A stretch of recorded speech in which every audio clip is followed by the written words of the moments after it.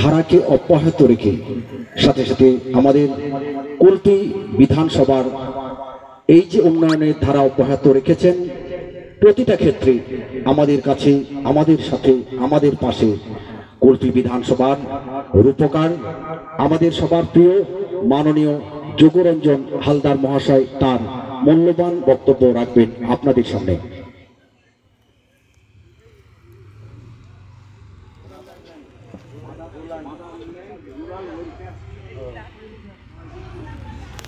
সবাইকে নমস্কার, সালাম।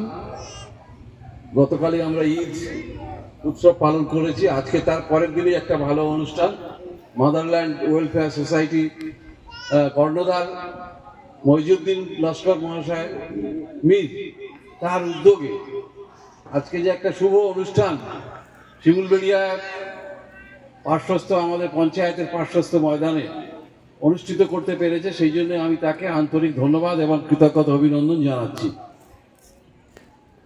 সামনে আমাদের আইসিডিএস আশাকর্মী আমাদের দিদিরা আছেন সকলে, এবং অন্যান্য দূরে অনেকে দাঁড়িয়ে আছেন। আজকের এটা কিন্তু সময়টা ঠিক হয়েছে বলে আমার মনে হয়নি, কারণ প্রচন্ড রোদ, এই রোদের মধ্যে অনেকে আসতে পারেনি, কিন্তু প্রোগ্রামটা অনেক বেশি মানুষকে জানানো বা শোনানো দরকার ছিল। ফলে এমন একটা সময় বাঁচা দরকার ছিল, একটু সকালের দিকে হলে আরো বেশি মানুষ এখানে আসতে পারতো বা এই কথাগুলো শুনতে পারতো, তাহলে অনেক উপকার হতো। মঞ্চে আমাদের এই ঢোলা গ্রাম পঞ্চায়েতের আমাদের প্রধান সাহেব আছে, উপপ্রধান সাহেব আছে, সদস্যরা আছেন, এবং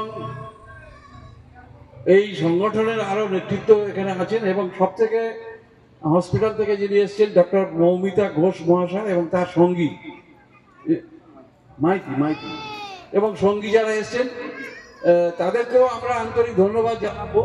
কারণ হসপিটালে গিয়ে ওনাদের সঙ্গে দেখা করতে গেলে অনেক অনেক সময় লাগে, অনেক টাইম লাগে, তারপরে একদিনও দেখা হয় না, পরের দিন বা দিন নিতে হয়, এক সপ্তাহ পরে দেখা হয়। এরকম একটা পরিস্থিতি তাদেরকে আমরা এখানে নিয়ে আসতে পারলে খুবই ভালো হয়। তাদের মুখ থেকে আমরা কিছু কথা এখানে একটু আগে শুনেছি, যে বিশেষ করে মহিলাদের বিষয়, ব্রেস্ট এবং জরায়ু ক্যান্সার এবং অন্যান্য যে সমস্ত বিষয়গুলো বললেন, সবটা কিন্তু প্রিকশন নেওয়া যায়, এবং প্রত্যেকটার আলাদা আলাদা স্টেজ আছে। উনি বলেছেন প্রথম, দ্বিতীয়, তৃতীয়, চতুর্থ স্টেজে চলে গেলে বাঁচানো অসম্ভব, কিন্তু প্রথম স্টেজে যদি থাকে তাহলে তাকে বাঁচানো সহজ ক্যান্সারের ক্ষেত্রে।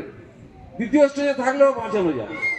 ফলে কোন স্টেজে আছে তাহলে আমরা জানবো কি করে? সেই জন্য আমাদের এগুলো পরীক্ষা নিরীক্ষা করতে হয়। তো এই পরীক্ষা নিরীক্ষা কে করে? আমরা করি কেউ কখনো, যে আমার কিছু হচ্ছে আমি একটা পরীক্ষা করে আসি? কিন্তু এটা আমরা সহজে করি না। যখন আক্রান্ত হয়ে যাই, একবারে শুয়ে পড়ি আর চলতে পারি না, তখন আমরা ডাক্তারের কাছে যাই, আর তখন আমাদের চতুর্থ স্টেজে চলে গেল।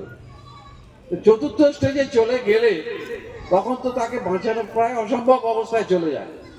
সেই জন্য উনি যেটা বললেন এবং আমরা যেটা জানি, এই ক্যান্সার রোগের চিকিৎসা প্রাথমিকভাবে হয়তো ক্যান্সার হয়েছে কি হয়নি, সেই দিকে যাচ্ছে কিনা, তার জন্য একটা পরীক্ষা নিরীক্ষা করা দরকার আছে। তো সেই জন্য এই সুযোগটা আপনারা কেউ হাতছাড়া করবেন না। এখানে এসেছেন ওনারা, সেই পরীক্ষাগুলো করে নেবার চেষ্টা করবেন।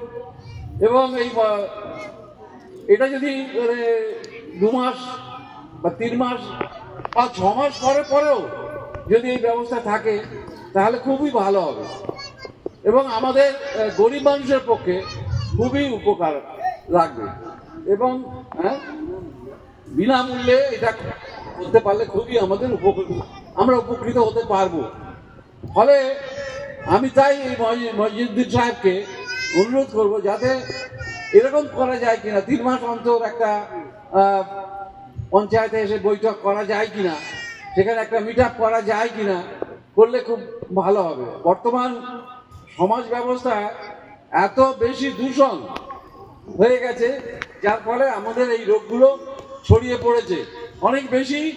আজকে যে ক্যান্সার আক্রান্ত হচ্ছে প্রায় 90% 80% বাড়িতে কেউ না কেউ ক্যান্সার আক্রান্ত হয়ে যাচ্ছে, পুরুষ বা মহিলা। কেন এমন পরিস্থিতি হলো? কিছুদিন আগে তো এমন হতো না। তাহলে একটা পরিবেশ দূষণ হয়েছে, যার ফলে আর একটা সময় ছিল যখন আমরা ক্যান্সারের কথা শুনলে আমরা ভয় পেতাম। এখন কিন্তু ক্যান্সারের কথা শুনলে কেউ ভয় পায় না। ক্যান্সারের চিকিৎসা আছে এবং ক্যান্সার চিকিৎসা করে সেটা রোগ নিরাময় হয়, আমরা সকলে জানি। এবং সেই জন্য আমাদের যেটা করা দরকার, প্রাথমিকভাবে প্রথম পর্যায়ে তার কাছে ট্রিটমেন্টটা শুরু করা, করলে আমরা নিশ্চয়ই এই ক্যান্সার থেকে বেঁচে যাব। এখন আর ক্যান্সার মারণ রোগ নয়, ক্যান্সার হলেই মরবে এইটা ধারণা একটা সময় ছিল। এখন কিন্তু সেই ধারণা আমাদের মধ্যে নেই।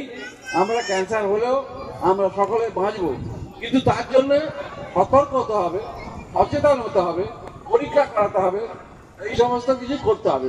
বিশেষ করে আমাদের দক্ষিণ 24 পরগনা কুলপি ব্লক পিছিয়ে পড়া এলাকা, তার মধ্যে ভোলা আরো অনেক পিছিয়ে পড়া এলাকা এবং অনেক অশিক্ষা এর অন্ধকারের মধ্যে আমরা আছি। ফলে এইগুলো আমাদের সচেতনতা কম। ফলে এটা একটা সচেতনতা শিবির মনে করা যেতে পারে।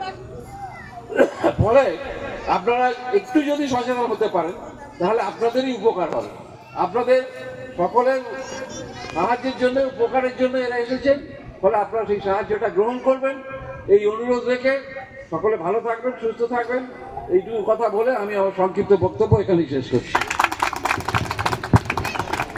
অনেক অনেক ধন্যবাদ আমাদের শিমুলবেড়িয়া মাদারল্যান্ড রুরাল ওয়েলফেয়ার সোসাইটির পক্ষ থেকে মাননীয় বিধায়ক মহাশয়কে আমরা অনেক আনন্দিত, গর্বিত এবং নিজেদেরকে ধন্য মনে করছি আপনার এই উজ্জ্বল উপস্থিতির জন্য। এবং আপনার সুপরামর্শ আমাদের কাজে লাগুক, আমাদের দৈনন্দিন জীবনে এবং আমাদের